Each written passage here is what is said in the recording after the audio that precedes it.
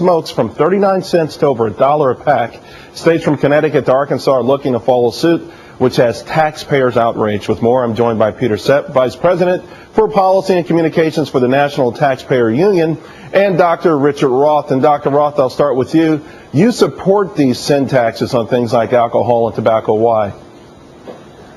Well, first of all, I don't call them taxes. They are just ways of distributing the cost of the impact on society of smoking and drinking a little bit more to those who are doing the smoking and drinking. For example, in the cost of drinking to society on a per capita basis is about $1,000 per person, and most of that is borne by taxpayers who are not even drinking at all. So a tax on alcohol, for example, an excise tax, not a sin tax, would just shift some of that cost to the heaviest drinkers. Where do you draw the line? At what point are they overcompensating for wanting to have a couple of drinks?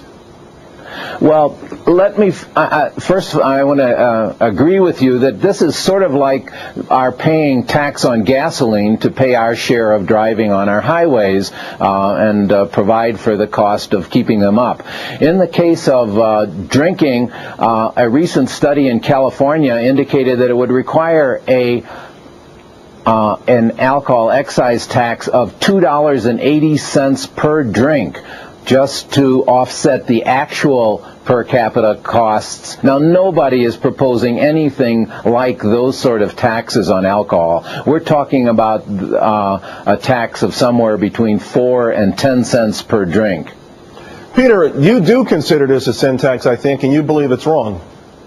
Well, I think that we are getting so wrapped up in our society with trying to load tax burdens on people that are politically incorrect targets that we're also hitting people with shotgun pellets. Lots of folks who just want to have a drink. The studies that we see about the costs of smoking and drinking on society, well, there certainly are some, but research is often variable in what it includes. There are some who say that the actual cost of smoking is about $2 to $3 per pack for society because this is rather ghoulish. Smokers die younger, so they don't put as big a drain on Social Security or Medicare, at least over the long term. So we need to be careful about how much we are willing to use tax policy to do these things. Richard, these taxes seem to have a disproportionate impact on the poor. And I like your, what do you think about that? Because I understand the greater good that you put forth, but it seems like the poor out there are paying the heaviest price.